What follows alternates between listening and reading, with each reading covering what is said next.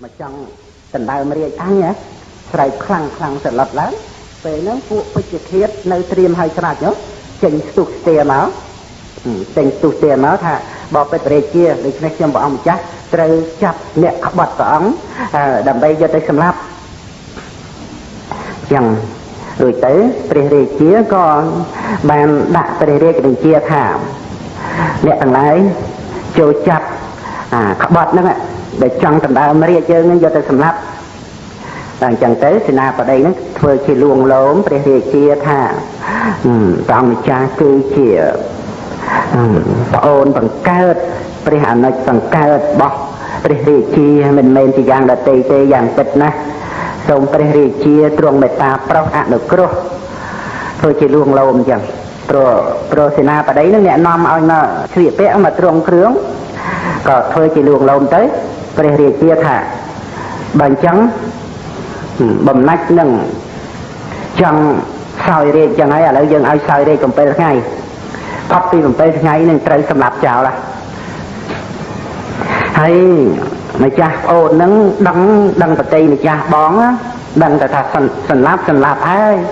ពីព្រោះសម្លាប់លោអស់មិនចេះតិចតែបងប្អូនបង្កើតបិតាជាមួយនឹងក៏សម្លាប់ខ្ទេចខ្ទីអស់ហើយឥឡូវទ្រង់ខ្ញាល់ប៉ុណ្ណឹងហើយរឿងអីដែលមិនសម្លាប់អញដល់អញ្ចឹងទៅឲ្យសោយដេក7ថ្ងៃហ្នឹងក៏មានសបាយប្រតិអីទេមានការរំច្រៀងទៅដោយស្នំទាំងឡាយលេងភ្លេងបំរើសពគ្រប់នៅលើបល្ល័ង្កសម្រាប់រាជនឹងកាមគុណសពគ្រប់យ៉ាងណាអាហារភោជនយ៉ាងម៉េចគឺធ្វើស្ដេចមែនទេណាស្ដេចមែនទេ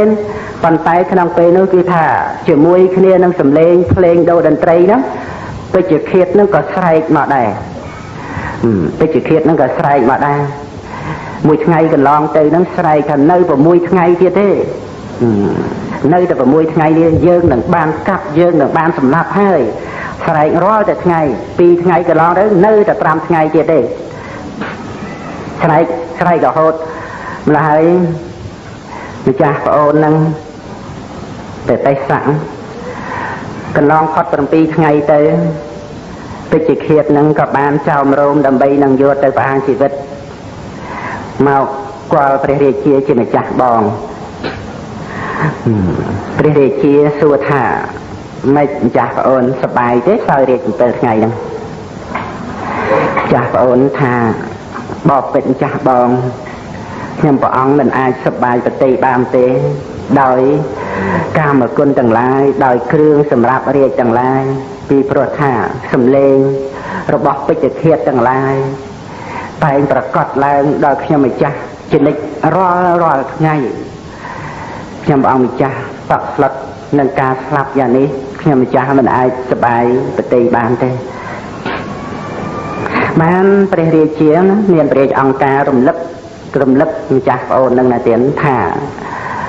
ចំណងបើក្រន់តែសេចក្តីស្លាប់ប៉ុណ្ណឹងនៅក្នុងភាពអ្នកដែលសម្បូរទៅដោយកាមគុណនៅក្នុងភាពជាព្រះរាជាអ្នកឯងមិនអាចដើម្បីបានសប្បាយដោយរសនៃកាមគុណសំបីបន្តិចបន្តួចសោះអញ្ចឹងយ៉ាងណាអ្នកចូលជ្រាបចូលពិចារណាមើលចុះចំពោះព្រះសង្ឃរតនៈក្នុងព្រះពុទ្ធសាសនាកាលដែលលោកម្ចាស់គ្រប់អង្គនោះបានពិចារណាឃើញទុក្ខនៃជាតិដែលជាទុក្ខនាំមកនៅជារានិងមរណៈជំងឺដំកាត់សពគ្រប់ពិចារណាឃើញទុក្ខទោសដែលប្រព្រឹត្តទៅក្នុងសង្សារវដ្តដោយទរណកម្មដ៏ខ្លាំងក្លាក្នុងអបាយភូមិក្នុងនរកក្នុងកំណើតប្រែតិរិឆានតើឲ្យលោកម្ចាស់អង្គនោះសប្បាយរីករាយនឹងកាមគុណយ៉ាងណាទៅកាលដែលលោកម្ចាស់អង្គនោះពិចារណាឃើញនៅពេជ្ជឃាត5នាក់កំពុងតែងារនៅសត្រាវុធដមុតនៅនឹងកកពិចារណា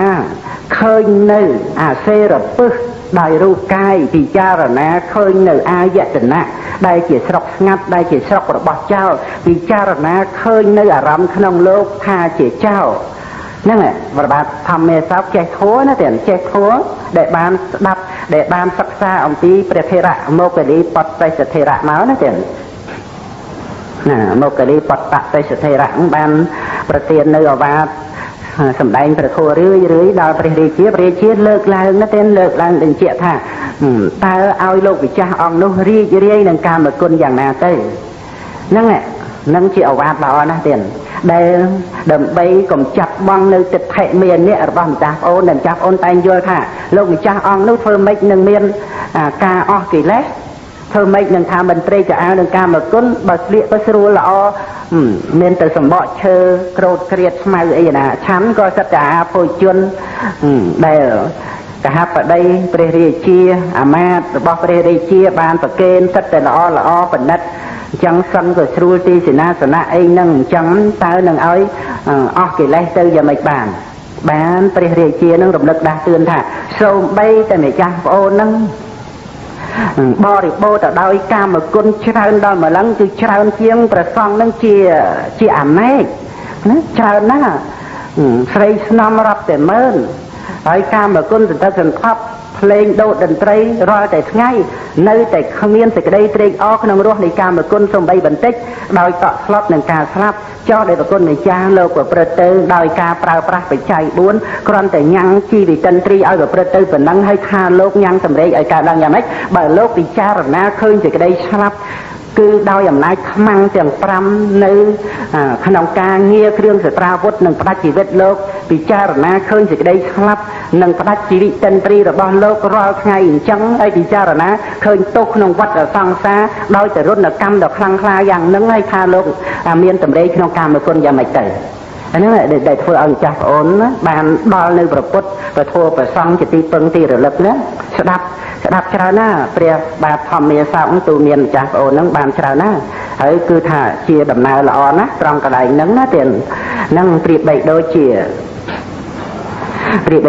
បរោះដែលធ្លាក់ទៅក្នុងរណ្ដៅតោងវឿអញ្ចឹងហើយស្រាប់តែនៅពីលើខ្លានៅអង្គុយចាំហើយនៅពីក្រោមសិតតែអាសេរពឹសសិតតែកពើសិតតែសត្វកាចហើយខ្សែដែលតោងនឹងឯងកណ្ដោលកំពុងតែកគេហើយខ្លួនអត់ហ៊ានឡើងមកខ្លានៅចាំពីលើពេលនោះខ្មុំដែលមានទឹកពោពេញហៀហូរទៅខ្មុំឯងស្រក់ទៅចំមាត់បរោះហ្នឹងឯងហាមាត់ទទួលទឹកខ្មុំអត់មានដឹងរសជាតិទឹកខ្មុំផ្អែមឆ្ងាញ់ទេព្រោះវាល្វីងវាខាសកកអស់ហើយតក់ស្លាប់នឹងសេចក្តីស្លាប់មិនអាចឆ្ងាញ់នឹងរសទឹកខ្មុំដែលផ្អែមនោះបានដែរយ៉ាងណាកាលដែលបុគ្គលពិចារណាឃើញទោសនៃវដ្តសង្សារមិនអាចឆ្ងាញ់នឹងកាមគុណបានទេនឹងព្រោះរបស់ទាំងអស់នឹងឯងបានហើយក៏ត្រូវវិនិច្ឆ័យកន្លងផុតអស់ទៅកាមគុណក្នុងលោកណាទៀតមានការវិនិច្ឆ័យអស់ទៅជាទីបំផុតបានក៏ដូចជាអត់ព្រោះថាវាតាំងនៅក្នុងការប្រែប្រួលនឹងចឹងក្នុងការពិចារណាចំពោះសង្ខារធម៌គឺមានទោសយ៉ាងប្រកបម្ល៉េះហើយសេចក្តីត្រេកអរដោយកាមគុណនឹងវារលត់ទៅវាស្ងប់រងាប់ទៅវាមិនចម្រើនឡើងទេដូច្នេះមិនមែនថាការអស់កិលេសនឹងដោយតែដេកឆ្អើភ្លើងទេណាការអស់កិលេសនឹងដោយឆ្លៀកស្មៅឆ្លៀកសបកឈើឬក៏ដោយដេកនឹងបលាឬក៏អត់អាហារយ៉ាងណាឲ្យអស់កិលេសមិនមែនទេអស់កិលេសដោយបញ្ញាឃើញទោសនៃវដ្តសង្សារទើបអាចដើម្បីលះបង់នៅកិលេសបាននឹងចឹងបញ្យល់រឿងអស់កិលេសនឹងមានហេតុមានផលត្រឹមត្រូវពីព្រោះកិលេសអស់ដោយបញ្ញាទើបមានការប្រហារកិលេសនោះហើយបើអត់មានបញ្ញាទេកិលេសវាមិនអាចអស់បានដោយសារមិនមានបញ្ញាទេបើសិនជាដេកឆ្អើភ្លើងអស់កិលេសនោះប្រែតអស់កិលេសហើយឆេះរាល់តែថ្ងៃហើយបើសិនជាអត់បាយអស់កិលេសនោះប្រែតតែអត់បាយឬក៏អ្នកក្រអត់បាយនោះក៏អស់កិលេសហើយនឹងអញ្ចឹងហើយបើមិនបរិភោគអាហារអស់កិលេសទេឬថាបរិភោគតែស្មៅផ្លែឈើហ្នឹងហើយនាំឲ្យអស់កិលេសអញ្ចឹងសត្វដែលបរិភោគអាហារដែលជាផ្លែឈើជាអីនឹងអស់កិលេសដូច្នេះអានេះវាអត់មានរឿងហេតុផលអីទេនឹងអញ្ចឹងព្រោះការបរិសុទ្ធបានដោយបញ្ញាយៈបរិសុទ្ធតិទៀតនឹងសត្វបរិសុទ្ធបានដោយបញ្ញាមិនមែនរឿងការប្រព្រឹត្តបរិបត្តិដោយវិធីដទៃទេបើអត់បាយវាគ្រាន់តែថាមិនមានកម្លាំងអំពីអាហារតែប៉ុណ្ណឹងប៉ុន្តែទោះជាយ៉ាងណាក៏ដោយអារម្មណ៍ក្នុងលោកវាជាគ្រឿងនាំឲ្យមានការប្រព្រឹត្តទៅដោយលោភៈទោសៈមោហៈនឹងចឹង កាលណាបើមានហេតុបច្ច័យហើយពីព្រោះថាអនុស័យនៅតែមានដរាបណាមិនអាចដើម្បីថាកិលេសមិនមានមិនកើតឡើងនោះទេទាល់តែបញ្ញាដែលប្រទៅដើម្បីឃើញទោសនៃបញ្ញខណ្ឌនេះពិតៗទៅអាចរលាស់ចោលនៅបញ្ញខណ្ឌទៅអាចរត់អំពីបញ្ញខណ្ឌដូចជារត់ចេញអំពីខ្មាំងអញ្ចឹងដូច្នេះវានៅក្នុងកម្លាំងនៃបញ្ញាដែលឧបការៈអំពីកុសលគ្រប់យ៉ាងការសង្រួមភ្នែកតិចច្រមុះអណ្ដាតកាយចិត្តហើយក៏មានការប្រព្រឹត្តទៅដោយសិលដោយសមាធិដោយបញ្ញាហើយមានសតិប្បដ្ឋានបរិបត្តិប្រព្រឹត្តទៅដើម្បីអរិយមគ្គអង្គ8ប្រការនឹងក្រោយមកទៀតដែលមានសេចក្តីជ្រះថ្លាចឹងទៅក៏បានទៅស្ដាប់ព្រះធម៌ផ្ទាល់ណាព្រះម្ចាស់ប្អូននឹងមានសេចក្តីជ្រះថ្លានឹងព្រះធម៌ទៀតរហូតដល់ទៅសង្វេគក្នុងវដ្តសង្សារហ្នឹងសូមម្ចាស់បងបួសចាស់បងម្ដងនឹងយំសោកដែរណាបាទធម្មាសោកមិនចង់ឲ្យម្ចាស់ប្អូនទៅបួសទេប៉ុន្តែទោះជាយ៉ាងណាមិនអាចហាមឃាត់ម្ចាស់ប្អូនបានក៏បួសដោយការប្រឹងប្រែងជាយាមរបស់ព្រះតេសធិរៈដែលជាប្អូនបង្កើតរបស់បាទធម្មាសោកក៏បានជាព្រះរហន្តណាបាននៅអភិញ្ញាទៀតផងទៀតជាព្រះរហន្តបាននៅអភិញ្ញានឹងញ៉ាំងព្រះម្ចាស់បងនឹងឲ្យជ្រះថ្លាដោយฤทธิ์អភិញ្ញារបស់ម្ចាស់ប្អូននឹងទៀតប៉ុន្តែក្រោយមកដែលរឿងច្បោកច្បល់នៅក្នុងព្រះសាសនាពួកនេះគ្រុនអន្តរថៃបន្លំមកបួសធ្វើឲ្យភិក្ខុសង្ឃនឹងខានធ្វើបោសតកម្មច្រើនថ្ងៃហើយមានការរៀបចំដើម្បីបង្ក្រាបពួកនេះគ្រុនអន្តរថៃអីហ្នឹងសម្បើមណាស់ហើយពួកនេះគ្រុនអន្តរថៃហ្នឹងចិត្តតែមកផ្លំហើយមានខ្លះដែលមិនបានមកបួសនឹងវាយកំតិចព្រះសទ្ធោប្រជែកដីប្រពុតបរិមាអីហ្នឹងវាយកំតិចកំទី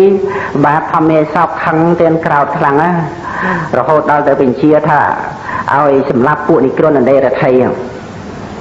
មានការសម្លាប់និក្រនអន្តរថៃក៏សម្បើមហើយក្នុងការសម្លាប់និក្រនអន្តរថៃហ្នឹងក្នុងការនោះគេសម្លាប់ច្រឡំទៅលើម្ចាស់ប្អូនហ្នឹងដោយក្នុងការនោះម្ចាស់ប្អូនឈឺអាពាធខ្លាំងដល់អាពាធខ្លាំងអញ្ចឹងទៅមិនបានធ្វើនៅកិច្ចអីឲ្យបានសមរម្យជា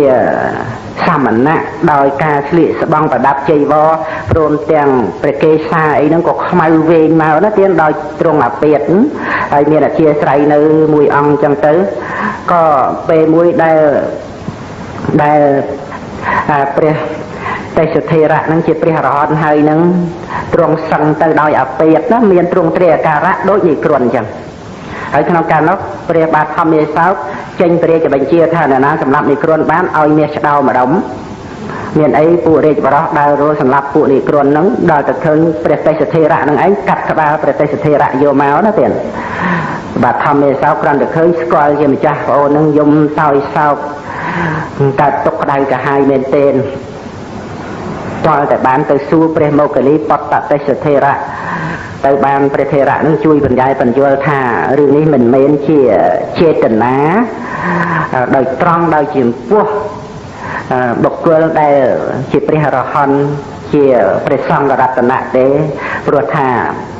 មហាបពិតសម្ដៅចំពោះតែពួកនេះគ្រុនតែប៉ុណ្ណោះអានេះវាខុសប្រយោគវាខុសសម្ដៅដែរណាទៀតគឺសម្ដៅទៅលើពួកនិគ្រុនហើយដល់ទៅអ្នកដែលស្លាប់នោះមិនមែននិគ្រុនអានឹងវាខុសសម្ដៅអញ្ចឹងវាមិនអាចជាបាណាតិបាតដល់ព្រះរាជាទេប៉ុន្តែព្រះរាជានៅតែមានសេចក្តីកង្វល់តាមប្រតិអញ្ចឹងដែរដោយថារឿងហ្នឹងវាប្ររពមកពីព្រះអង្គហ្នឹងហើយក្រោយមកនោះសាកសួរបញ្ហាធัวដល់ព្រះភិក្ខុសង្ឃដើម្បីជ្រើសរើសណាដែលជានិគ្រុនណាដែលមិនមែនជានិគ្រុនហ្នឹងវឹកវរសម្បើមដែរណាទេវឹកវរសម្បើមណាប្របាទធម្មាសោកហ្នឹងចាត់ចែងជាមួយនឹងព្រះអរហន្តជាមួយនឹងព្រះមោគលីបតតេសធិរៈអីហ្នឹងសួរបញ្ហាធัวទៅមិនមែនជាប្រសង្ឃរតនៈបណ្ដេញចេញអីចឹងទៅក្រោយមកហ្នឹងឈប់សម្លាប់ហើយព្រោះកើតរឿងក្តៅក្រហាយដោយសារសម្លាប់ចំលើម្ចាស់ប្អូនបង្កើតណាជាព្រះអរហន្តណាទៀតហ្នឹងអញ្ចឹងបណ្ដេញចេញអស់សពគ្រប់ទៅច្រើនរយអ្នកណាពួកនេះគ្រុនដែលមកផ្លំបួសហ្នឹងហូតបានរៀបចំក្រោយនឹងឯងជាតតិយៈសង្គាយនានោះមានការឧបត្ថម្ភយ៉ាងសម្បើមអំពីព្រះរាជាបាទធម្មាសោកនៅក្នុងតតិយៈសង្គាយនាហើយរឿងនេះវាមានជាប់ទាក់ទងនឹង ព្រះពោធិព្រឹក្សណាទានកណាគុណម្ចាស់ព្រះពោធិព្រឹក្សគឺជាដើមរុក្ខជាតិដែលព្រះសម្មាសម្ពុទ្ធព្រះអង្គទ្រង់ត្រាស់ដឹងនៅក្រោមដើមឈើណាដើមឈើនោះមានឈ្មោះថាដើមពោធិ៍គឺសំដៅយកដើមឈើដែលព្រះសម្មាសម្ពុទ្ធទ្រង់ត្រាស់ដឹងបាននៅសព្វញ្ញត្តិញ្ញាណនៅក្រោមដើមឈើនោះឯងហៅថាដើមពោធិ៍ចឹងទៅព្រះសម្មាសម្ពុទ្ធអង្គខ្លះមុនក៏ត្រាស់ក្រោមដើមឫស្សីអីចឹងទៅឬដើមកន្ទួតព្រៃចឹងឬក៏ដើមស្ដៅឬក៏ដើមឈើផ្សេងទៀតច្រើនណាស់ប៉ុន្តែព្រះសម្មាសម្ពុទ្ធព្រះសមណៈគោដំបរមគ្រូនៃយើងត្រាស់នៅក្រោមដើមអសត្តព្រឹក្សក្នុងសម័យហ្នឹងគឺគេហៅថាដើមអសត្តព្រឹក្សអសជាងសតជាងខទៀតបើតាមកាត់បទបាលីហ្នឹងទៅអសៈប្រែថាសេះអដ្ឋៈប្រែថាប្រយោជន៍តែទៀតដើមឈើហ្នឹងមានប្រយោជន៍ដល់សេះនឹងចឹងហៅដើមឈើហ្នឹងហើយព្រះអង្គទ្រង់ត្រាស់ក្រោមដើមហ្នឹងហើយយើងសប្តាហ៍ហៅដើមហ្នឹងថាដើមពោធិ៍ដោយសំដៅនៅលើដើមហ្នឹងឯងដែលព្រះសម្មាសម្ពុទ្ធព្រះអង្គទ្រង់ត្រាស់ដឹងនៅក្រោមដើមឈើហ្នឹងហើយដើមពោធិព្រឹក្សហ្នឹងណាជាសហជាតិគឺកើតព្រមគ្នានឹងព្រះបរមពោធិសត្វក្នុងការដែលព្រះអង្គទ្រង់ប្រសូតចាកប្រគល់នៃប្រវរមេត្តាហ្នឹងជាមួយនឹងព្រះអានន្ទក៏ប្រសូតថ្ងៃហ្នឹងព្រះនាងពិម្ពាយសោធរាក៏ប្រសូតថ្ងៃហ្នឹង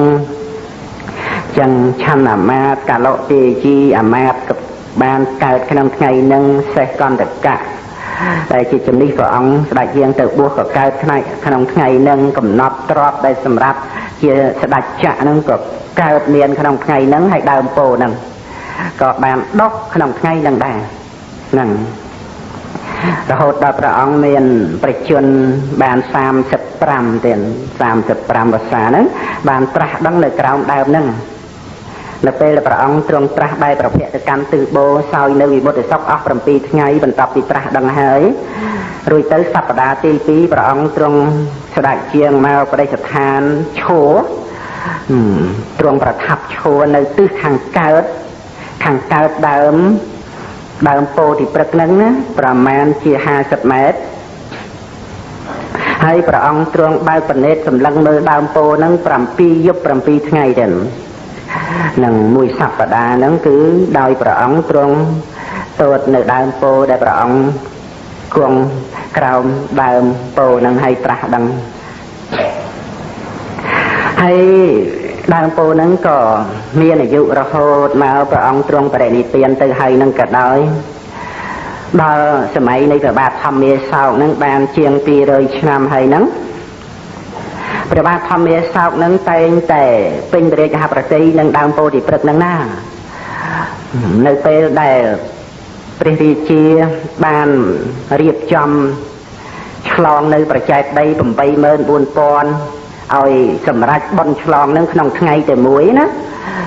គឺមានការប្រកាសនៅពិធីបុណ្យនឹងធំណាក្នុងសម័យឆ្លងប្រជែកដី 84000 ហ្នឹងសម្រេចក្នុងថ្ងៃមួយដោយពិធីបុណ្យឆ្លងហើយចាប់តាំងពីថ្ងៃហ្នឹងមកគឺព្រះអង្គពេញព្រះរាជហឫទ័យនឹងដើមពោធិព្រឹក្សហ្នឹងដោយនឹករលឹកគុណព្រះសម្មាសម្ពុទ្ធមានបៃតិដោយពុទ្ធានុសតិហ្នឹងរឿយព្រះអង្គគង់ជាសមាធិដោយអាស្រ័យគុណព្រះសម្មាសម្ពុទ្ធជាអារម្មណ៍ហ្នឹងនៅរហូតមួយសប្តាហ៍ឬក៏2សប្តាហ៍ព្រះអង្គមានការកសាងនៅរតនបល្ល័ង្កហៅថាវជីរាសនៈណាទៀតគឺកន្លែងដែលព្រះអង្គទ្រង់គង់ត្រាស់ដឹងនឹងនៅទិសខាងកើតដើមពោធិហ្នឹងហើយនៅរហូតដល់សព្វថ្ងៃហ្នឹងដោយអំណាចការដែលព្រះរាជាជ្រះថ្លាសុខសួនក្នុងព្រះពុទ្ធសាសនាចម្រើននៅពុទ្ធានុសតិរឿយជួនកាលបកគលរាជកិច្ចនឹងកន្លះខែអីចឹងទៅមួយខែអីចឹងទៅឲ្យដល់រាជបរោះចាត់ចែងកិច្ចការជំនួសទៅព្រះអង្គមកស្ងប់ស្ងាត់លះបង់នៅសេចក្តីកង្វល់គ្រាន់តែមានអ្នកនាំយកអាហារចង្ហាន់កាយាស្ងោយនឹងយកមកសោយចឹងទៅហើយក៏សបាយប្រតិនៅដោយបៃតិក្នុងការពិចារណាគុណព្រះសម្មាសម្ពុទ្ធហ្នឹងហើយ ក្នុងកាលនោះមានមហេសីដែលធ្លាប់ជាទីពេញបតីរបស់ព្រះរាជាទៀតដែលជាមហេសីបន្តបន្តមកទី4ឈ្មោះនាងមហេសន្តរី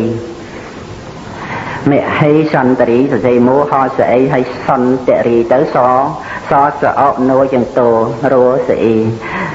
មហេសន្តរីមហេសីហ្នឹងដែលបានធ្វើឲ្យដើមពោធិព្រឹក្សទី1ស្លាប់ហ្នឹង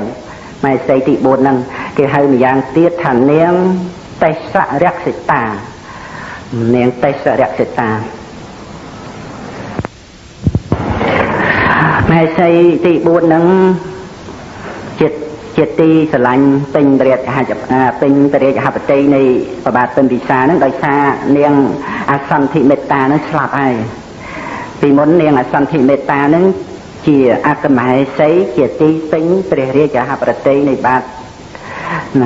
ធម្មាសោកណាទៀតបាទធម្មាសោកខ្លាំងខ្លាណាស់ប៉ុន្តែក្រោយមកនេះបាននាងទី4នេះព្រះអង្គស្រឡាញ់ជាងគេហើយដល់អញ្ចឹងទៅនាងទី4ហ្នឹងក៏ចិត្តតែនឹកព្រះស្វាមីនឹកត្រង់ដែលថាទៅបាត់ច្រើនថ្ងៃមួយអាទិត្យកន្លះខែអីអញ្ចឹងយូរហើយទៅនៅឯណាទៅនៅតែដើមពោហ្នឹងតែអញ្ចឹងទៅក៏កើតទៅជាចិត្តខឹងដើមពោហ្នឹងឲ្យនាងអ្នកករិយាហ្នឹងមករតនាយាងបាទធម្មាសោកព្រះស្វាមីហ្នឹងទៅព្រះរាជាធ្វើមិនដឹងមិនទៅតាមការយាងការអីទេព្រោះសបាយបតីរីករាយនៅនឹងដើមពោហ្នឹងគឺថាញ៉ាំបតីព្រះអង្គឲ្យរីករាយមកទៅណាទៀតមិនដូចជាកន្លែងដើមពោទីព្រឹកហ្នឹងទេដល់ទៅនាងអ្នកករិយាមកយាងស្ដាច់ទៅអត់ទៅអញ្ចឹងធ្វើឲ្យនាងមហេសន្តរីណាឬនាងទេសរក្សិតានឹងខឹងចំណែនឈ្នានេះរិះចានដើមពោនឹងបដ ாய் ទេខឹងតោះចិត្តនឹងដើមពោហ្នឹងរហូតដល់ថាបើយើងមិនធ្វើឲ្យដើមពោហ្នឹងស្លាប់ទេមុខតែព្រះរាជានឹងមិនបានមកនៅជាមួយអញទេតែនៅជាមួយដើមពោហ្នឹងក៏បានឲ្យនាងស្នំចិត្តដិតហ្នឹងឈ្មោះនាងអ្នកករិយាណូកូរីហ្នឹងឲ្យលួចយកទៀតឆ្នាំពលយកមកហើយមិនតន់ចាត់ចែងអីទេឲ្យជួយបម្រើផ្គប់ផ្គុណព្រះស្វាមីសិនរហូតដល់ព្រះស្វាមីហ្នឹងក៏ស្គាល់ពីមុនមកហើយក៏ទុកចិត្តទុកបតីដល់ទៅពេលដល់ការពិចារណាគុណព្រះសម្មាសម្ពុទ្ធដើម្បីនៅដោយបេតិក្នុងបាមកជាអញ្ចឹងទៅបិទនៅស្ងាត់ក្នុងទីកន្លែងព្រះអង្គអញ្ចឹងទៅនាងអ្នកករិយានឹងឯងយកថ្នាំពុលលាយជាមួយទឹកក្តៅចាក់ជុំវិញដើមពោហ្នឹងចឹងដល់ទៅមិនបានប្រហែលថ្ងៃផងស្រាប់តែដើមពោហ្នឹងរញោមស្លឹកហើយនាងអ្នកករិយាហ្នឹងធ្វើជាមិនដឹងនៅបម្រើព្រះរាជាចឹងរួចទៅព្រះរាជាហ្នឹងឃើញដើមពោរញោមស្លឹកអញ្ចឹងកើតសេចក្តីក្តៅក្រហាយទាំងក្តីក្តៅក្រហាយក្នុងប្រតិហ្នឹងនឹកឃើញថាបាបកម្មដែលអញធ្វើពីមុនមកច្រើនណាស់បាបកម្មហ្នឹងណាព្រះម្ចាស់ប្អូនអញជាព្រះអរហន្តក៏ត្រូវអស់វិជនដោយសារតែរឿងរបស់អញហ្នឹងហើយមនុស្សស្លាប់ច្រើនណាស់ទាំងបងប្អូនបង្កើតរួមបិតាហ្នឹងហើយអ្នកនគរដែលទៅច្បាំងទៅអីហ្នឹងសម្លាប់គេអស់ទាំងរាប់សែនអ្នកពិតជាបាបកម្មរបស់អញក្រាស់ហើយដើមពោដែលត្រូវរញោមស្លឹកនេះមិនគឺមកពីអីទេគឺមកអំពីបាបកម្មរបស់អញដែលធ្វើច្រើននឹងហើយនេះគឺជានិមិត្តអាក្រក់ដែលអញនេះឯងជាបុគ្គលបាបបុគ្គលលមុខអាក្រក់មកនៅក្នុងទីកន្លែងនេះធ្វើឲ្យដើមពោនឹងត្រូវស្លាប់ដោយសារតែបាបកម្មរបស់អាត្មាអញឆ្លប់ទៅទៀតត្រង់ស្ដេចជាងទៅកាន់ព្រះបរមរាជវាំងវិញទៅជួបជាមួយនឹងរាងទេសរក្សិតានាងមហេសន្តរីហ្នឹងនាងនោះសប្បាយអញធ្វើនឹងត្រូវហើយបានព្រះរាជាស្ដេចយាងមករកអញវិញប៉ុន្តែខកបំណងសោះទៀតព្រះរាជាមានទឹកប្រតិស្លុតប្រយ័ត្នប្រយងអស់ហើយអត់មានប្រភពអីដើម្បីរីករាយជាមួយនឹងនាងមហេសីណាស្នំណាទាំងអស់គង់ចិញ្ចុកចិញ្ចឹងរហូតដល់សោយអីអត់បានសោយអីអត់កើត សោយអីក៏មិនបានសោយអីក៏មិនកើតរហូតរហិតដល់ហើយដល់ទៅដួលសន្លប់ទៀតនឹកស្លាប់ប្រតិរហូតនឹកឃើញតែអញធ្វើបន់ច្រើននេះសប្បាយរីករាយហើយណាប៉ុន្តែមិនអាចយកមកស៊ូបានជាមួយនឹងបាបកម្មដែលអញធ្វើហើយទេបានជានិមិត្តអាក្រក់កើតដល់អាត្មាអញរបស់ដែលស្រឡាញ់ណាស់ហើយទៅជានិមិត្តអាក្រក់គឺថាតក់ស្លាប់ណាទេមិនថាណាណីអីទេរឿងបុគ្គលដែលនៅមានកិលេសស្រឡាញ់ខ្លួនខ្លាំងក៏កើតទុកខ្លាំងចឹងទៅដល់ទៅពេលដួលសន្លប់ទៅព្រះនាងមហេសន្ទរីណាស្រីកាជីនីនៅដោយចិត្តរឹស្យាអីទៅសំណោះតោះនឹងដើមពោទៀតមិឆាទិដ្ឋិអាក្រក់អក្រីហើយបានមកតកង3ព្រះរាជានឹងយកទៅច្រប់ពភៈដោយទឹកសកុណវេរីហើយមានស្មារតីឡើងវិញទៅព្រះរាជានឹងហើយនាងទេសរជតានឹងជាមហេសីទី4ណាទៀតរបស់ព្រះបាទធម្មយាសោក៏នឹកឃើញថាបើអញមិនក្រាបទូលព្រះអង្គឲ្យជ្រាបរឿងពិតនេះទេព្រះរាជាមកទៅសោយទីបង្គត់យ៉ាងពិតប្រកបអត់សង្ស័យទេហើយអញធ្វើអញ្ចឹងចង់ឲ្យព្រះអង្គសប្បាយជាមួយអញហើយបើសោយទីបង្គត់ទៅអញ្ចឹងគឺអញត្រូវតែប្រាប់ការពិតដើម្បីឲ្យព្រះអង្គនឹងបានសប្បាយប្រតិឡើងវិញដល់ទៅព្រះអង្គមានស្មារតីជ្រួលបួលហើយក៏ក្រាបទូលដំណឹងការពិតពីដើមពោធិ៍ដែលស្លាប់នឹងអំពីស្នាដៃរបស់ខ្លួនមិនមែនរឿងរបស់ព្រះអង្គទេគឺដោយសារខ្ញុំម្ចាស់នឹងឯងបែកអំពីព្រះអង្គទៅអឡោះអាល័យនឹកព្រះអង្គចង់ឲ្យព្រះអង្គមកនៅរួមជាមួយខ្ញុំម្ចាស់បានជាខ្ញុំប្រើវិធីដូច្នេះព្រះរាជាបានដឹងដំណឹងប៉ុណ្ណឹងអរបណ្ណាទៅទៀតគុណចាស់ញាតិញោមអរណាសប្បាយណាស់សប្បាយបតិមែនទេនឹកឃើញថារឿងនេះវាជារឿងល្អដែលខ្លួនបានធ្វើបន់ខ្លួនទៅនៅដើមពោធិ៍ហ្នឹងគឺជារឿងល្អពិតហើយមិនមែនជារឿងដែលធ្វើឲ្យដើមពោធិ៍ហ្នឹងស្លាប់ទេរឿងនេះគឺរឿងអ្នកដតីដល់អញ្ចឹងព្រះអង្គកាត់នៅសេចក្តីក្តៅក្រហាយនឹកព្រួយបតិសពគ្រប់សប្បាយបតិហើយអត់យកទោសអីនាងទេសរក្សិតាហ្នឹងទេអត់ភ្លេចយកទោសនាងហ្នឹងទៅអតែដោយនាងហ្នឹងប្រាប់ការពិតដល់អាត្មាអញទៅអាត្មាអញហ្នឹងឯងផុតនៅសេចក្តីទុក្ខសោកកង្វល់ហ្នឹងអញ្ចឹងមានបាននៅជាមួយនាងមហេសន្ទរីហ្នឹងឯណាបានវិលត្រឡប់លើកកងតបកងពលអាមាត្យហ្នឹងមកកម្មទីដើមពោធិព្រឹកនៅពុទ្ធគយាណានៅក្នុងគយាសីស័កប្រទេសហ្នឹងហើយក៏រៀបចំកោះកកាយនៅដើមពោធិដែលស្លាប់ទៅហើយហ្នឹងហើយក៏មានការចាត់ចែងរៀបចំដីហ្នឹងឲ្យរៀបស្មើរឹតយកទឹកដោះគោពីមេគោ100មេយកមកចាក់នៅនឹងដីហ្នឹងយកទឹកដោះស្រស់មកចាក់ដើម្បីបន្សាបពុលជាតិពុលហើយទុកឲ្យបានល្អដឹងថាអស់ជាតិពុលហើយណាទៀតនឹងអញ្ចឹងទៅព្រះរាជាក៏បានគង់ប្រថាប់តាំងសច្ចាន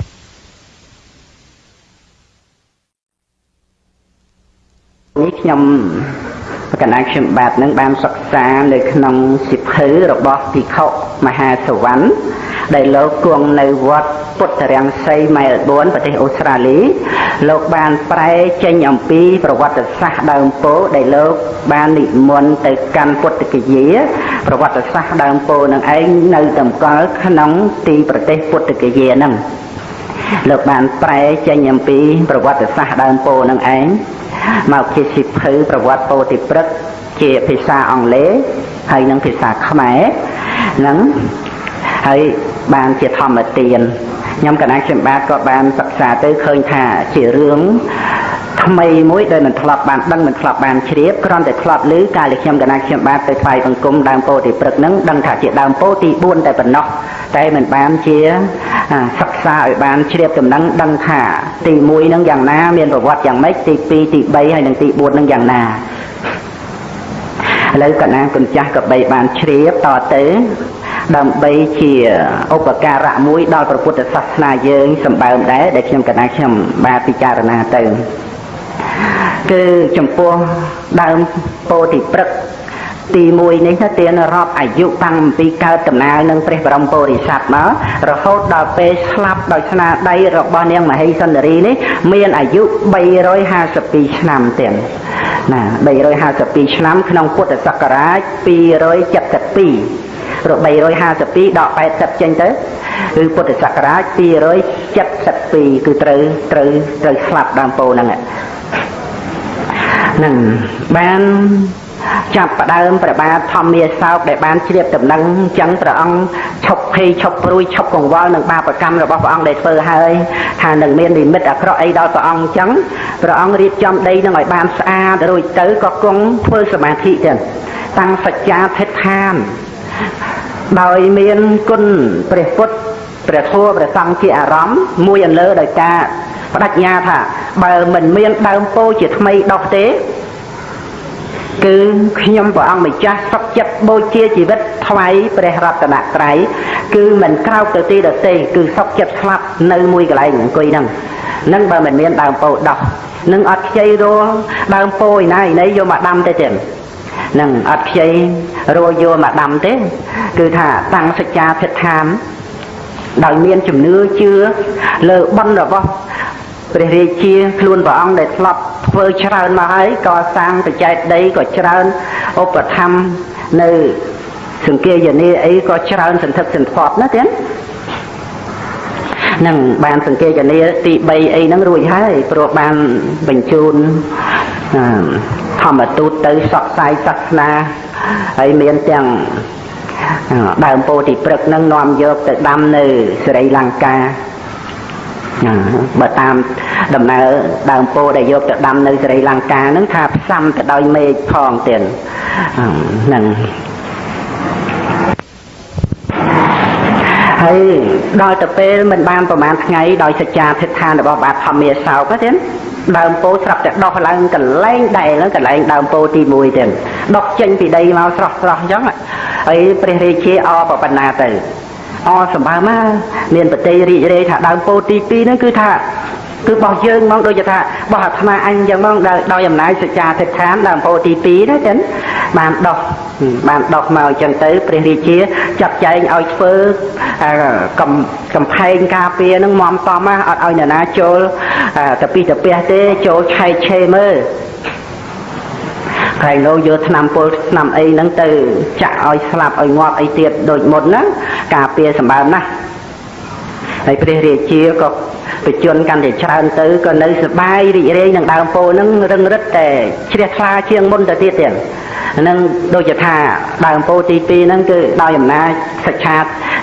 ធិដ្ឋានរបស់ព្រះអង្គហ្នឹងរហូតដល់ទៅព្រះរាជាសោយទីបង្គត់ណាទៀតរឿងព្រះបាទធម្មាសោកសោយទីបង្គត់ហ្នឹងក៏ជារឿងកំសត់ដែរទៀតហើយនាងទេសរៈសិតាហ្នឹងពេលហ្នឹងគឺព្រះអង្គមិនបានបហាជីវិតទេប៉ុន្តែរឿងក្រោយមកព្រមអត់បានទៀតត្រូវបហាជីវិតតតែបាននាងទេសរៈសិតាហ្នឹងដោយមានដំណើរអំពីព្រះរាជបុត្ររបស់បាទព្រះមេសាមួយព្រះអង្គព្រះនាមកុនីលៈហ្នឹងគឺជាបុត្ររបស់ព្រះនាងអសន្ធិមេត្តានឹងឯងដែលព្រះនាងអសន្ធិមេត្តាស្លាប់ទៅនៅមានព្រះរាជបុត្រកុនីលៈនឹងមានបណេតស្អាតដាក់ឈ្មោះតាមបាក់សីឈ្មោះបាក់សីឈ្មោះកុនីលៈនឹងគឺភ្នែកស្អាតហើយព្រះរាជបុត្រនឹងមានបណេតស្អាតដោយបាក់សីនឹងក៏ដាក់ឈ្មោះតាមបាក់សីនឹងកុនីលៈនោះហើយឆ្លាតវាងវៃហ្នឹងដល់ទៅពេលធំឡើងក៏បានអភិសេកជាមួយនឹងនាងកញ្ចនមេលាប្រែមកថាភួងផ្កាមាសណាចឹងកញ្ចនៈប្រែថាមាស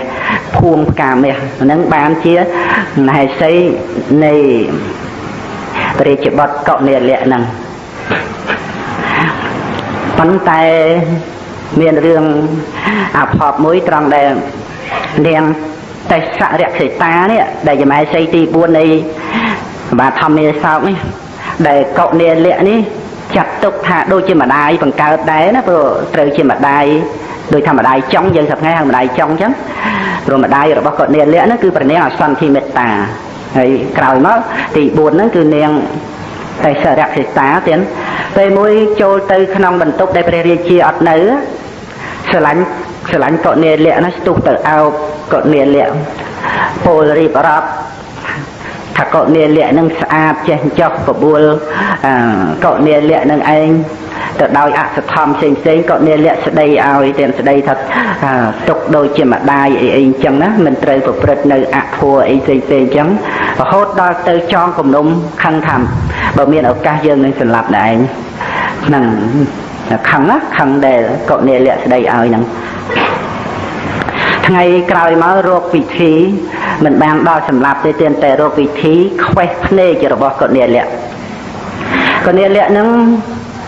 នៅពេលដែលព្រះបិតាបាននាំទៅក្រាបថ្វាយបង្គំព្រះយសថេរៈទៀតព្រះយសថេរៈហ្នឹងក៏ជាចម្បងជាអធិបតីក្នុងការរៀបចំតតិយសង្កេយនាហ្នឹងដែរព្រះយសថេរៈជាព្រះរហន្តបានជ្រាបថាកញ្ញាលក្ខនឹងឯងនឹងត្រូវពិការភ្នែកប៉ុន្តែមិនបានក្រាបទូលដំណឹងនឹងទេគ្រាន់តែសូមឱកាសសម្ដែងព្រះធម៌ប្រទានធម៌ឲ្យកញ្ញាលក្ខនឹងចេះពិចារណាថាភ្នែកនេះជាទីតាំងនៃសេចក្តីទុក្ខជារបស់សូន្យជារបស់ទទេជារបស់បែកធ្លាយឲ្យកញ្ញាលក្ខនឹងចេះពិចារណាតាំងពីនឹងមកទៀត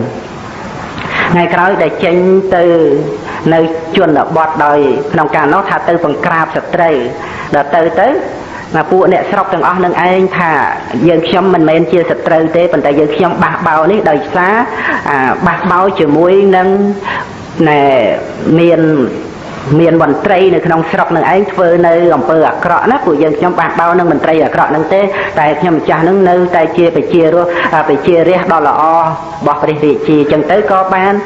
លើកតម្កើងកញ្ញាលក្ខនឹងឲ្យនៅជាធំដើម្បីទំនុកបំរុងសពគ្រប់ស្រឡាញ់កញ្ញាលក្ខនឹងណាអ្នកស្រុកទាំងអស់ហ្នឹងក៏នៅគង់សប្បាយជាមួយអ្នកស្រុកទៅក្រោយមកនាងទេសរសិតានេះខ្លែងសារថាប្របីតានឹងឲ្យខ្វេះភ្នែកហើយសារនឹងទៅប្រថាប់ត្រានឹងនឹងបតនរបស់ព្រះរាជាបតនព្រះរាជានឹងគឺបានជាត្រាក្នុងសម័យហ្នឹងព្រះបាទធម្មាសោកណាទៀតនៅពេលដែលព្រះរាជាទ្រង់ផ្ទុំលក់ណាទៅធ្វើម៉េចឲ្យបានត្រាព្រះរាជាថាត្រូវខ្វេះភ្នែកព្រះរាជបុត្រព្រះរាជានឹងទ្រង់សម្បិនប្រមាណលើកហើយថាស្មាតនឹងចាក់ភ្នែកទាំងពីររបស់កូនភ្ញាក់កញែងកយ៉ាងម្ដងហើយថាកូននឹងឯងសក់វែងអង្គុយកដោចកដែងអីណាយកសពច្រើនលើកណាដល់ទៅពេលនឹងអ្នកស្រុកអត់ហ៊ានធ្វើតាមព្រះរាជសារហ្នឹងទេដោយស្រឡាញ់ព្រះកុមារលក្ខហ្នឹងប៉ុន្តែក្រោយមកទៀតបាបកម្មដែលត្រូវឲ្យផលណា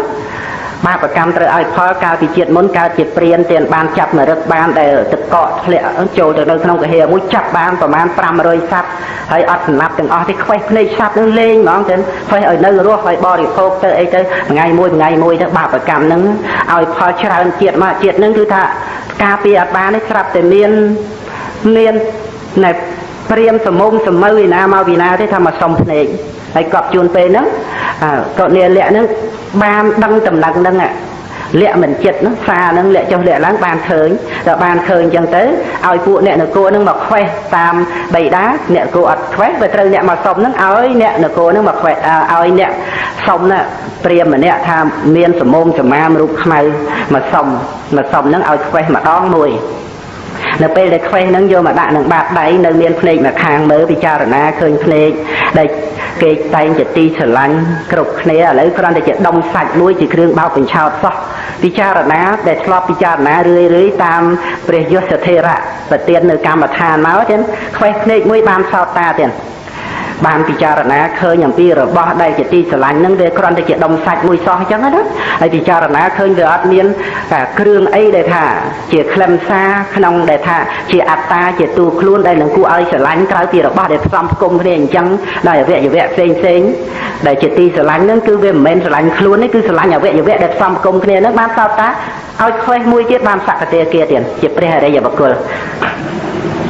នៅក្នុងពេលនោះឯងក៏បានពោលឡើងឧទានឡើងតែឯងថាយើងបាត់បង់នៅមង្សង្ចក្ខុភ្នែកសាច់ទាំងពីរមែនតែយើងបាននៅបញ្ញាចក្ខុបិតាបានលះបង់យើងមែនតែយើងបាននៅព្រះពុទ្ធជាធម្មរាជាជាបិតាលះបង់យើងឲ្យនៅក្នុងវដ្តសង្សារក៏ដោយចដែងមែនតែយើងបាននៅព្រះនិព្វានជាទីពឹងបានឧទានឡើងក្នុងពេលហ្នឹងណាទៀតហ្នឹងគឺយើងបាត់បង់នៅរាជសម្បត្តិមិនបាន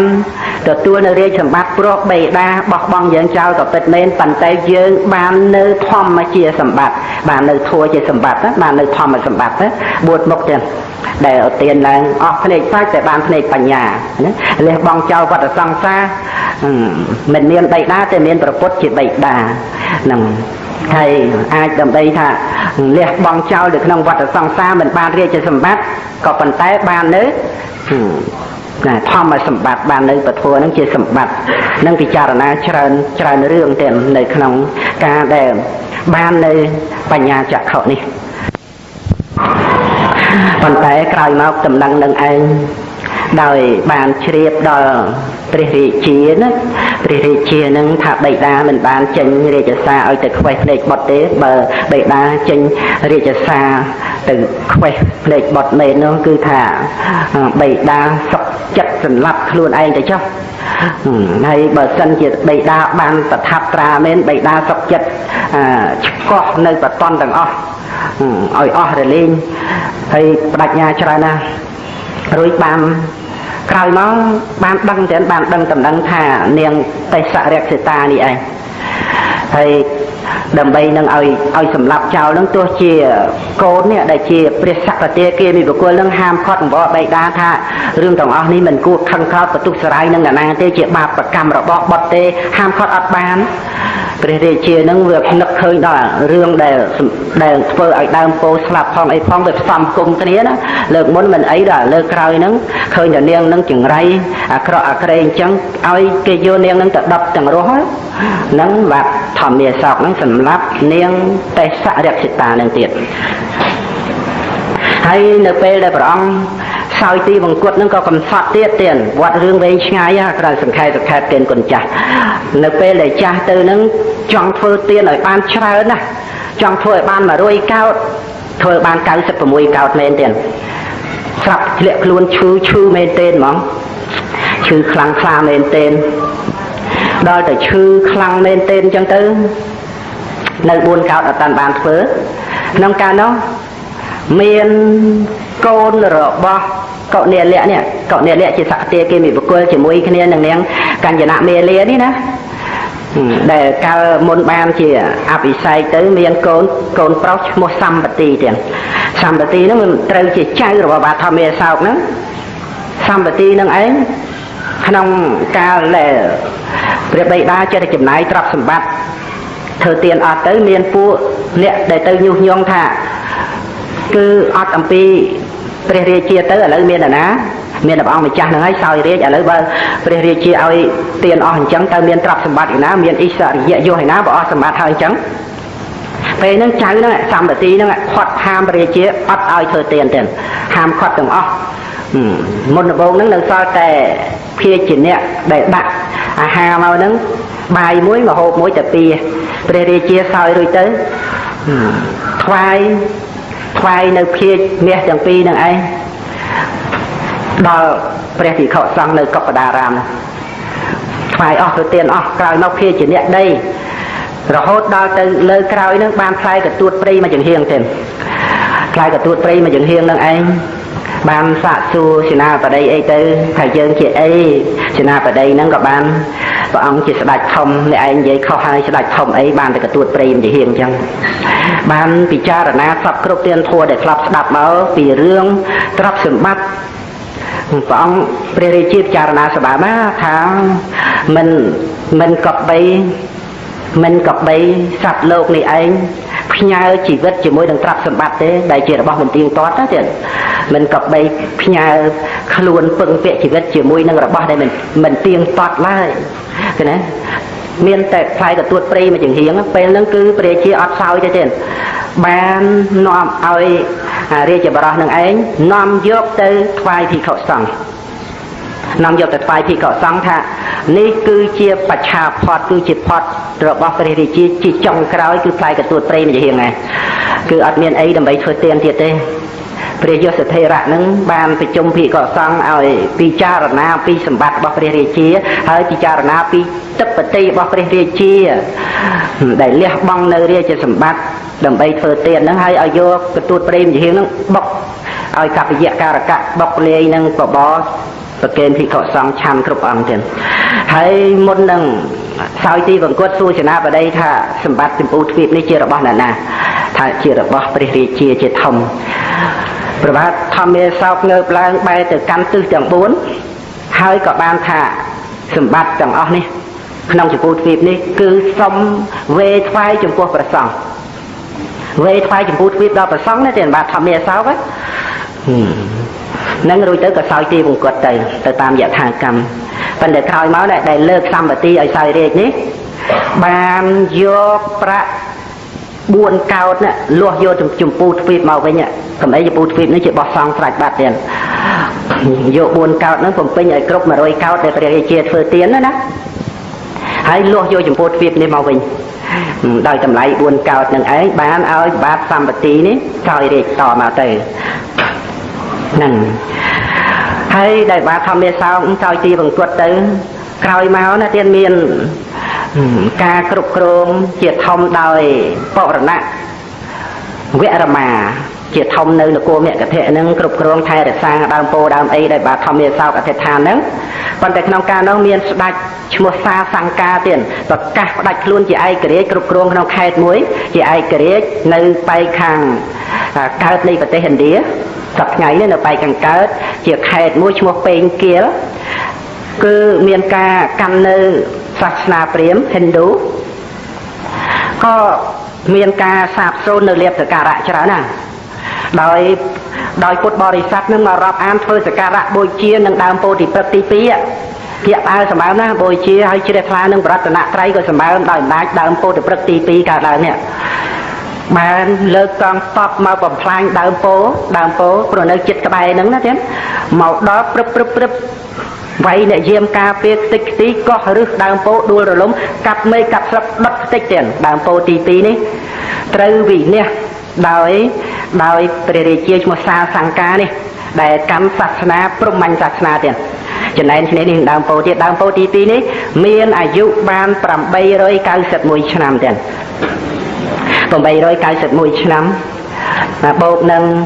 352ទៅបាន1243ពីដើមនឹងបាន1243ឆ្នាំនឹងដើមពោទី2ហ្នឹងគឺត្រូវស្លាប់ក្នុងពុទ្ធសករាជ1163ណាចឹង1163ពុទ្ធសករាជហើយបូកនឹង80ទៅឃើញអាយុដើមពោពីដើមហ្នឹង1243ឆ្នាំចឹងហើយឲ្យសេនាបតីម្នាក់ហ្នឹងទៅរំលាយប្រពុតបរិមាវិចិត្រមាត្រសាងជាប្រពុតខ្ចាញ់មាដែលបាទធម្មមេសោកកសាងណាទៀតសេនាបតីហ្នឹងរាប់អានពុទ្ធសាសនាទៀតអត់ហ៊ានទៅរំលាយប្រពុតបរិមាហ្នឹងទេក្រោយមករកវិធីយកដីស្អិតមកបិទប្រពុតបរិមាហ្នឹងឲ្យចិត្តធ្វើដូចជាអត់មានព្រះអញ្ចឹងហើយមកក្រាបទូលព្រះបាទសង្កាហ្នឹងថារំលាយព្រះអស់ហើយសំតែសบายចិត្តទៀតប្របាទសង្កាក្នុងពេលហ្នឹងស្រាប់តែក្តៅពីក្នុងក្អួតឈាមនឹងស្រស់ស្លាប់នៅកន្លែងហ្នឹងឯងអត់មានត្រឡប់ទៅនគរវិញទេណាស្លាប់ទៅហើយក៏បានជ្រាបដំណឹងដល់ព្រះបាទបរណៈវរមាដែលជាធំនៅនគរមគធៈហ្នឹងនៅទិសខាងជើងមគធៈហ្នឹងនៅខាងជើងពុទ្ធគយាហ្នឹងត្រំជ្រាបដំណឹងលើកកងទ័ពមកដើមពោហ្នឹងស្លាប់ហើយស្រេចក៏មានការវាយពួកដែលកងទ័ពពួកសេនារបស់ស្ដេចសាសង្កាដែលងាប់ទៅហើយនឹងចាត់ចាយអត់ទៅមានសេចក្តីសង្វេគកក់ស្លុតប្រតិទេបាទបរណៈវរមាហ្នឹងដល់អញ្ចឹងទៅក៏បានចាត់ចែងរៀបចំដីនឹងឲ្យស្អាតល្អទៅឲ្យទៅរឹតទឹកដោះគោ1000មេគោទៀតយកមកស្រោចទីកន្លែងហ្នឹងតាមរបៀបបាទធម្មមេសោកដែលបានដឹងដំណឹងថាត្រូវស្រោចទឹកដោះគោអញ្ចឹងក៏ស្រោចអញ្ចឹងទៅរួចទៅក៏បានសច្ចាធិដ្ឋានដូចប្របាទធម្មមេសោកអញ្ចឹងសច្ចាធិដ្ឋានថាបើដើមពោទី3នឹងអត់ដកកន្លែងនឹងទេខ្ញុំម្ចាស់មិនក្រៅទេសុខចិត្តលះបង់ជីវិតបូជាបរតនត្រ័យសច្ចាធិដ្ឋានមិនបានប្រមាណថ្ងៃដើមទី3ដកកន្លែងដែរទៀតដើមទី3ដកកន្លែងដែរព្រះរាជាបរណៈ វរមានឹងសបាយប្រតិដូចបាទធម្មាសោកចឹងចាត់ចែងការពារដូចមុនចឹងទៀតការពារសម្បើមណារឿងកន្លែងដើមពោធិព្រឹកនឹងការពាររហូតដល់សប្តាហ៍ថ្ងៃដើមទី4នឹងក៏ការពារតឹងរឹងណាសប្តាហ៍ថ្ងៃនឹងបើទៅតាមការដែលខ្ញុំកណាខ្ញុំបាទធ្លាប់ទៅនឹងតឹងរឹងអ្នកសុំទានអត់មានក្នុងកន្លែងបរិវេណដែលត្រូវចូលទៅថ្វាយបង្គំព្រះពោធិព្រឹកអត់មានអ្នកសុំទានម្នាក់ហើយប្រទេសឥណ្ឌាកាលណាគុណចាស់ជ្រាបហើយអ្នកសុំទាននឹងគឺសម្បើមណាសម្បើមមែនទែនជួនអាណាថាអត់ផ្ទះគ្រាន់តែកន្លែងចតឡានហ្នឹងគឺថាទៅទូដេកយកគ្នាហ្មងឡានបើកកមិចបើកទៅកុំទៅពីអ្នកជួនអាណាថាអត់បាយតាមខ្ញុំណាខ្ញុំបាទបានស្ដាប់វិទ្យុមកមាន8ដល់10លានអ្នកទៀតច្រើនជាងមនុស្សស្រុកខ្មែរយ៉ាងទៀតគ្រាន់តែអាណាថាហើយបើអ្នកសុំទានវិញកំប្រឹងដោយប្រែតអញ្ចឹងង្អែលពោះយកដៃរុកមាត់ប្រាប់តែឃ្លានណាស់ណាហើយសុំស្ញែងខ្មៅឆ្ញាគួរចង់ខ្លាចស្លៀកពាក់សិតតែដីចម្លៀកអំពាក់ហ្នឹងអាណាថាសម្រាប់ណាហើយអ្នកក្រឲ្យហ្នឹង40អីងាប់ហើយអាយុខៃមិនមកដល់70អីទេ40ជាងអីហ្នឹងងាប់ប្រហែលខ្មែរយើងដែលសបោបាយ70ផ្លាយអីណា40ងាប់ហើយអ្នកដែលក្រណាហ្នឹងហើយការពារបើជនជាតិឥណ្ឌាចូលទៅតឹងរឹងហើយបើបរទេសមិនសូវតឹងរឹងប៉ុន្មានទេសុំច្បាប់សុំអីជ្រូកបួលឲ្យចូលទៅថ្វាយអង្គមហើយអត់ឲ្យមានអ្នកសុំទានទេក្នុងកន្លែងហ្នឹងហើយតាំងការពារហ្នឹងតាំងអំពីយូរហើយតាំងពីប្របាទធម្មាសោកមករហូតដល់មកបច្ចុប្បន្ននៃព្រះរាជាណាបរណវរមាបសោរណណាហើយវរមោស្អាតទៀតហ្នឹងហើយក៏មានការថែទាំរក្សាអញ្ចឹងរហូតដល់ពោទី3នេះ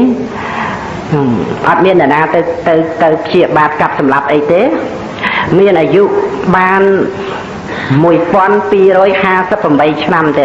ដល់ពោទី3ណា1258ឆ្នាំគឺត្រូវងាប់ឯងទៀតទៅតាមប្រវត្តិសាស្ត្រដើមពោធិព្រឹក្សដែលចារទុកនៅក្នុងពុទ្ធគយាហ្នឹងថាមានឧត្តមសេនីយ៍ជនជាតិអង់គ្លេសម្នាក់ដែលគាត់ជំនាញខាងបុរាណវត្ថុឈ្មោះវិសើនឹងខាន់ហែម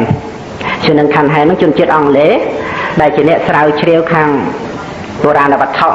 គាត់បានអញ្ជើញទៅប្រទេសឥណ្ឌាហ្នឹងបានគាត់អញ្ជើញទៅកាលពីពុទ្ធសករាជ2415ឃើញដើមពោធិ៍ហ្នឹងក៏ហមស្លឹកហើយ3ឆ្នាំក្រោយគាត់ជើញទៅទៀត2418រុះស្លឹកអស់ដល់2421ដើមពោធិ៍នឹងស្លាប់គាត់ជើញទៅ3ឆ្នាំដល់3ឆ្នាំដល់លើកទី3ដើមពោធិ៍នឹងស្លាប់ហើយមានខ្យល់ព្យុះធំទៀតដូច្នេះចំពោះដើមពោធិ៍ទី3ហ្នឹងមានអាយុ1258ស្លាប់នៅពុទ្ធសករាជ2421ទៀត2421បើបូកទៅអាយុដើមពោធិ៍ទាំង3ហ្នឹង5001ឆ្នាំ3ដើមហ្នឹង5001ឆ្នាំព្រោះ2421បូកនឹង80ទៅ2421បូក8ទៅឃើញ2501ទៀតហ្នឹងហើយនៅពុទ្ធសករាជ2421ហ្នឹងឧត្តមសេនីយ៍ជនជាតិអង់គ្លេសហ្នឹងក៏បានត្រួតត្រាពិនិត្យមើលជុំវិញដើមពោធិព្រឹក្សហ្នឹងទៅរត់ទៅឃើញមានរកគ្រាប់ទេថារកគ្រាប់ដើម្បីដាំទេទៅឃើញកូនពោធិ៍ដុះស្រាច់ទៀតមួយដើមកម្ពស់6ថ្នប់មួយដើមកម្ពស់4ថ្នប់ក៏បានយកដើម6ថ្នប់ហ្នឹងមកដាំត្រង់កន្លែងដែរទៀតសូមការអនុញ្ញាតអំពីចៅហ្វាយខេត្តនៅក្នុងខេត្តគយាសីស័កហ្នឹងណាបានទទួលការអនុញ្ញាតហើយរៀបចំកន្លែងជាថ្មីដាំនៅកន្លែងដែលនឹងឯង6ថ្នប់ហ្នឹងហើយមួយដើមទៀតដែល4ថ្នប់ហ្នឹងដាំនៅទិសឦសានទៀតនៅសប្តាហ៍ទាំងពីរដើមហ្នឹងចម្ងាយប្រមាណជា50ម៉ែត្រដោយជនជាតិអង់គ្លេសហ្នឹងគិតថាកន្លែងហ្នឹងដែលព្រះសម្មាសម្ពុទ្ធទ្រង់ប្រថាប់ឈរសម្លឹងមកដើមពោធិ៍ប៉ុន្តែគាត់ច្រឡំទិសទៀតតាមពិតព្រះសម្មាសម្ពុទ្ធទ្រង់គង់នៅចំពីខាងកើតទិសខាងកើតដើមពោធិ៍ហើយនេះប្រឆិតទៅឦសាន50ម៉ែត្រនៅសប្តាហ៍នឹងអញ្ចឹងក៏បានថែទាំរក្សាមកប្រទេសឥណ្ឌាហ្នឹងគឺថែរក្សាសង្វេជនីយស្ថាន3កន្លែងហ្នឹងសម្បើមណា កន្លែងព្រះអង្គទ្រង់ត្រាស់ដឹងមួយកន្លែងព្រះអង្គសម្ដែងធម្មចក្រនៅចិត្តក្រុងពរាណសីសប្តាហ៍ថ្ងៃហៅសារនេតនឹងមួយហើយនឹងកន្លែងព្រះអង្គព្រះនិព្វានមួយទៀតថែរក្សាណាដើម្បីយកប្រាក់ភៀវបរទេសទៅថ្វាយបង្គំដោយពុទ្ធបរិស័ទហ្នឹងគឺថាចូលលុយសម្បើមហើយដែលច្រើនជាងគេគឺនៅកន្លែងព្រះអង្គត្រាស់ដឹងហើយកន្លែងព្រះអង្គប្រសូតនៅប្រទេសនេប៉ាល់សប្តាហ៍ថ្ងៃទៅប្រទេសផ្សេងពីឥណ្ឌាកន្លែងព្រះអង្គត្រាស់ដឹងហ្នឹងមនុស្សចូលគឹកទាំងយប់ទាំងថ្ងៃពេលខ្ញុំកណាខ្ញុំបានទៅថ្វាយបង្គំក៏ច្រើនអញ្ចឹងហើយកន្លែងព្រះអង្គទ្រង់ត្រាស់ដឹងហ្នឹងកាលព្រះអង្គត្រាស់ដឹងក៏ក្រោករំពើកញាប់ញោមផែនដីក៏ច្រើនជាងពេលណាទៀតទាំងខ្លាំងក្លាផ្ការីកតាំងពីព្រះអង្គត្រាស់ដឹងរហូតមកព្រះអង្គសម្ដែងធម្មចក្រនៅតែរីកស្គូស្គាយអញ្ចឹងហេមវតយៈទៅសបាយការព្រៃតាំងពីព្រះអង្គបានត្រាស់ហ្នឹងព្រៃហើយមកពៀនហ្នឹងមកប្រពល់សាតាករិយៈទៅសបាយរឿងប្រវត្តិហ្នឹងទេហ្នឹងរីកស្គូស្គាយសម្បើមខុសកាលក៏ផ្កាដែរតាំងពីគល់ដល់ចុងហ្នឹងគឺពេលព្រះអង្គទ្រង់ត្រាស់ដឹងហ្នឹងគឺថាក៏ក្រោករំពើកញាប់ញោមផែនដីជាងគេហ្នឹងហើយដើមពោហ្នឹងដើមពោទី4ហ្នឹងនៅមកដល់សប្តាហ៍ថ្ងៃមានអាយុ121ឆ្នាំទេនឹងពុទ្ធសករាជ2542នេះដើមពោទី4មានអាយុ121ឆ្នាំហ្នឹងរួមទៅដើមពោទាំង4ដើមហ្នឹងមានអាយុច្រើនណាស់មានអាយុប្រហែល2000សប្តាហ៍ថ្ងៃពុទ្ធសករាជ2542ណាទៀតហ្នឹងបូកនឹង80ទៀតទៅឃើញអាយុដើមពោ4ដើមណាតែដើមទី4ហ្នឹងមិនទាន់ស្លាប់ឯណានៅមានទំហំ3អោបមនុស្សធំសប្តាហ៍ថ្ងៃហ្នឹងហើយមានកម្ពស់80 ហ្វុតចែកនឹង3ទៅឃើញម៉ែត្រ